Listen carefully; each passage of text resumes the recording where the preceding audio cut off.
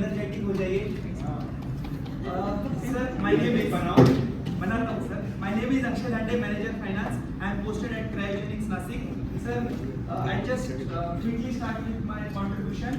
Sir हमने जो हमारा प्रोजेक्ट स्टार्ट किया तो एक चीज मैंने हमारे फेज 1 में सीखी थी कि कोई भी चीज अगर हमें स्टार्ट करनी है तो हमें 3 चीजों का ख्याल रखना है, where I want to go and how is the road map.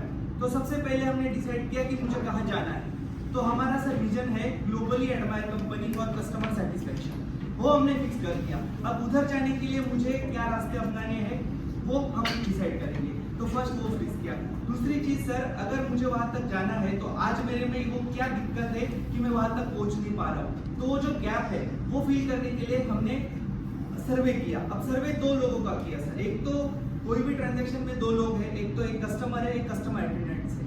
तो सेटिस्फाई किसको करना है? कस्टमर को करना है। तो पहले हम कस्टमर के पास गए और उसको पूछा, भाई तुझे क्या दिक्कत है, हमारे आरोप पे आता है तो तुझे क्या कमी लगती है? तो एक ने बताया सर वो जो कस्टमर अटेंडेंट है उसको रिवॉर्ड पॉइंट के बारे में नहीं पता। एक ने बताया तुम्हारा हवा का कभी चलता ही नहीं है। किसी ने बोला टॉयलेट में गया तो वहां पे क्लीनलीनेस नहीं था। किसी ने बताया कि अगर मैं फुल करने जाता हूँ, टंकी फुल कर दो बोलता हूँ तो वो लगा के कहीं चला जाता है और वो अपने आप बंद होता है, तो मुझे डर लगता है कि भाई ये डीजल बाहर आएगा, मुझे चार्ज तो नहीं लगेगा। ऐसे अलग अलग तरीके के उन्होंने हमें रिप्लाई दिए। फिर हमने वो सुन लिए, ठीक है सर्वे आ गया। फिर हम कस्टमर अटेंडेंट के पास गए और पूछा, भाई तुम्हें क्या दिक्कत है, कस्टमर डिससेटिस्फाइड क्यों हो रहे हैं? तो उसने क्या, उन्होंने भी अपनी प्रॉब्लम्स बताई कि सर लोग बोलते हैं कि हम क्लीन नीट नहीं है, हम तो दिन भर ओपन स्पेस में रहते, धूल आ जाती तो हमारे कपड़े अपने आप खराब हो जाते हैं। हमारे 3 शिफ्ट चलती है सर, कभी कभी सेकंड थर्ड कंटिन्यू होती है तो हमारे में एनर्जी नहीं होती सर। हमारा खड़े खड़े काम होता है दिन भर, तो हम कैसे क्या 6-7 जैसे 4-5 घंटे के बाद हम कैसे ग्रीट करें, हम कैसे लोगों को रिस्पेक्ट से बोले कि आइए ये करें, उतनी एनर्जी हमें नहीं है। तो उनके भी प्रॉब्लम है यार, they are also human being. वो कोई मशीन तो नहीं है कि नहीं भाई तुझे करना ही पड़ेगा। तो ये भी हमने सुन लिया। फिर उसके बाद हमने सोचा कि अभी इसको कैसे करें। तो सर मैं पर्सनली 3-4 आरों में पहले ये ऑब्जर्व किया कि वो लोग क्या करते हैं, उनमें क्या कमी है। फिर मैं एक आरों में गया और उनको ट्रेनिंग के लिए बोला। तो अभी जैसे ही बताया था इंटरनल के साहब आए, सब इकट्ठे हो जाए, सब इकट्ठे हो जाओ, वो सब लोग थोड़े से डरे थे, यस कर रहे थे। फिर मैंने उनको सिंपल चीज बताई कि मैं आज तुमसे ट्रेनिंग देने नहीं आया हूँ, मैं सिर्फ डिस्कस करने आया हूँ कि हम लोग बाकी लोगों से क्यों कम है। सर अगर मैं थोड़ा 2 मिनट लेता हूँ, एक हिस्ट्री बताता हूँ। इंडियन ऑयल, बीपीसीएल, एचपीसीएल, अगर आप 30-40 साल पहले अगर सोचे सर तो एलपीजी के लिए लाइन लगती थी, पेट्रोल डीजल के लिए 20-20 किलोमीटर जाना पड़ता था। आज भी ऐसे विलेजेस है सर कि अगर पेट्रोल खत्म हो गया तो एक बंदे को जाके 2-4 कैन भर के लानी पड़ती है उस गांव में देने के लिए।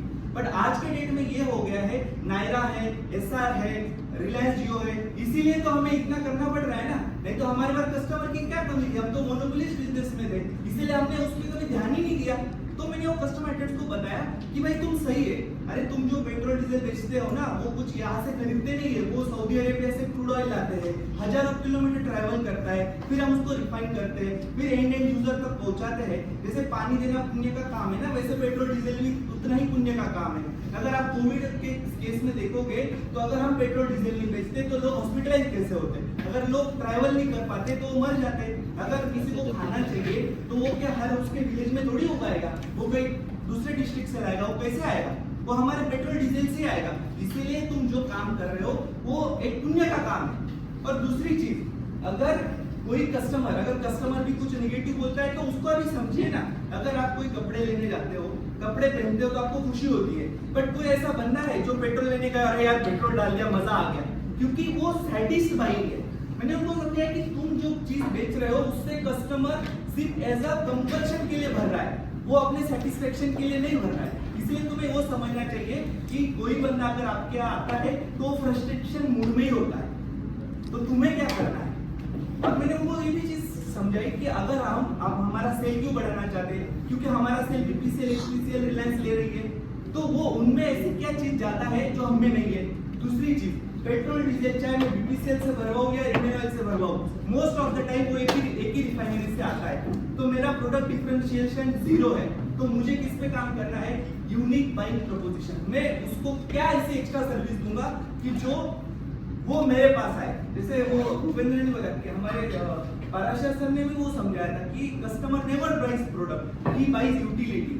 ही buys services along with that. वो अगर पेट्रोल डीजल डालता है तो वो एक वो लग्जरी चाहता है कि मैं यहाँ से वहां जाऊँ, कोई डेस्टिनेशन चाहता है, कोई टूरिज्म चाहता है, कोई नीड चाहता है, कोई खाना चाहता है, कोई हेल्थ चाहता है, एन नंबर ऑफ रीजन हो सकते हैं। इसीलिए हमारा क्या काम है यहाँ पर, तुम यहाँ पे वो पहले मुझे बता रहे थे सैलरी के सर हमें सैलरी नहीं होती, कम होती है, किसी को टाइम से नहीं मिलती, जितनी होनी चाहिए उससे कम है। और एक चीज और भी समझनी चाहिए सर, अगर हम इंडियन ऑयल के हम यहाँ पे सब एम्प्लॉई है, हमें पता है कि मैं हंसा में अगर मैं टेस्ट नहीं भी देता तो भी मेरी सैलरी उतनी ही रहती। फिर भी मैंने टेस्ट दिया, यहाँ आया, 10 घंटे मैंने पीपीटी में लगाया। क्यों लगाया? क्योंकि मुझे एस्पिरेशन है कि मुझे आगे बढ़ना है। कस्टमर अटेंडेंस को 10-15 हजार सैलरी वाला बंदा वो एस्पिरेशन से नहीं जीता है, उसको उसके 8 घंटे कंप्लीट करने, घर जाके सोना है, और वो जो उसको कमाने की मेंटेलिटी से आता है। इसीलिए उनको हमने